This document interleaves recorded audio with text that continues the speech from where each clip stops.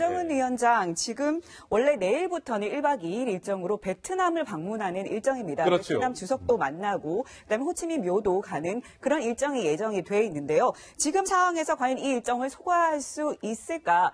베트남 외교부는 예정대로 소화할 것이다라는 입장을 밝혔는데요. 하지만 저희 취재 기자가 이 멜리아 호텔에 연락을 해서 혹시 예약이 되느냐라고 물어봤더니 내일부터는 예약이 된다라고 했다는 겁니다. 그래요? 이 내일부터는 예약이 된다. 그럼 혹시 김정은 위원장이 일정을 중단하고 혹시 돌아갈 가능성 신 센터장님 혹시 있을까요? 그렇게 하진 않을 것 같아요. 그래도 다 소화할 것이다. 외교적인 관행이 있는데 그런 일반적인 외교적 관행을 깨고 돌아간다는 것은 북한과 베트남 관계에도 상당히 안 좋은 거죠. 정말로 호텔을 비운다면은 미국의 베트남의 영빈관 쪽으로 옮겨갈 수는 있을 거예요. 예. 그러니까 공식적인 초청이고 그런 방문이니까 호텔을 옮겨갈 수는 있지만 네. 베트남 일정을 취소하고 북한으로 돌아간다? 그것은 외교 관행상 있을 수 없다고 생각합니다. 예.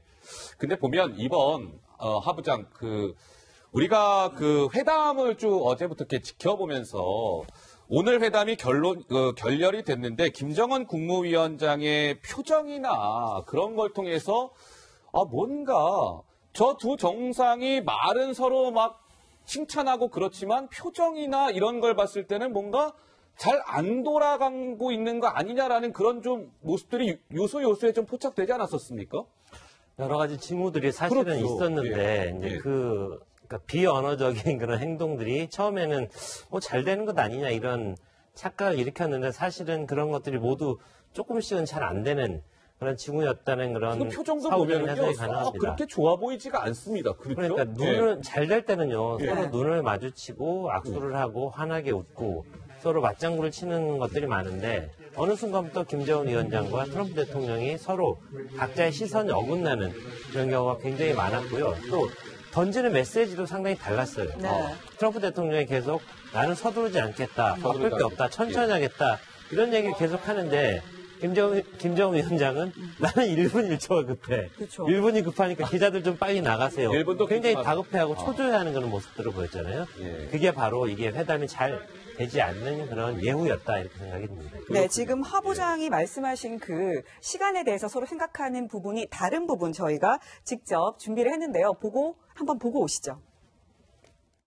I've been saying very much from the beginning that speed is not that important to me. 우리한테 시간이 귀중한데 우리한테 좀 편안한 시간 주시고 No rush. No rush. There's no rush.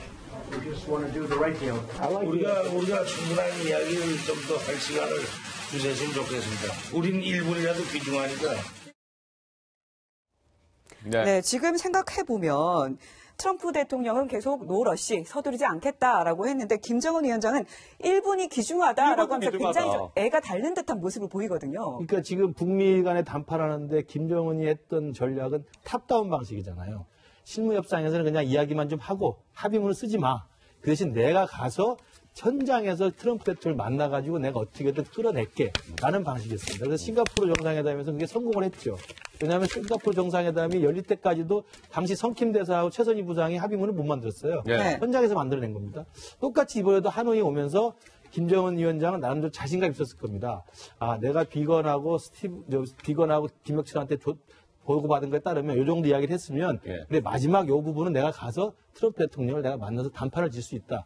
탑다운 방식이거든요. 그러니까 탑다운 방식은 현장에서 빨리 만나가지고 분위기를 만들어서 끄집어내가지고 합의를 도출해야 되는데 트럼프 대통령이 노러시 나는 서두르지 않는다. 걸을 때가 필요하다. 뛰는 것보다 걸어야 된다. 약간 약 올리는 것도 그런 아니고. 이야기를 하니까 지금 시간이 하루가 아까운데 1시간이 아까운데 자꾸 서두르지 않는다고 그러고 속도가 필요 없다고 그러니까 김정은은 굉장히 다급한 거죠. 근데 협상장에 가면요.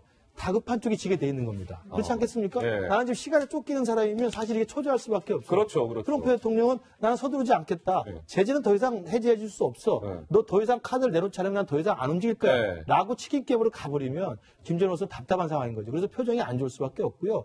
그 안에서 제가 한 말씀 생각나서 드리면 그럼 내일자 노동시민이 뭐가 나올 것이냐. 그게 진짜 관전 포인트예요. 제 개인적인 생각이고 내일자 노동시민. 주 기자 계신데 좀 섣부른 전망일 수 있는데 저는 내일자 신문에는 또다시 오늘 오전 단독회담과 확대 정상회담 사진과 내용까지 나오고 그냥 끝날 겁니다. 그래서 또 트럼프 대통령, 미 합중국 대통령과 이런 단독 회담과 확대 정상회담을 가지셨다라는 걸로 끝내고 예. 그리고 거기서 나왔던 몇 가지 단어들 있지 않습니까? 아주 잘 되고 있다. 뭐 이런 이야기가 좋은 나오는데 표현의 단어들만 쓰고 결렬되기 전까지 오찬 전까지 일정을 묘사하는 사진으로 나오고요. 예. 그다음 토요일자 이제 신문을 나올 때는 내일 오후부터는 이제 베트남 일정이 있기 때문에 예. 그다음자 신문은 베트남 일정을 베트남 일정으로. 그러면은 우리 위대한 원수님께서 하노이까지 가가지고 트럼프와談判을 잘 했고 예. 그다음 또 베트남 일정을 하는가 보다. 그리고 돌아오시는가 보다. 아까 주 기자 말씀하셨지만 꼭 해야 해서 공동성명 사인하고 기자회견을 하는 거 이건 북한 사람이 잘 모르니까 예. 가서 만나서 사진 찍고 식사하고 식사 대접받고 왔다는 걸로 끝날 수 있는 거죠.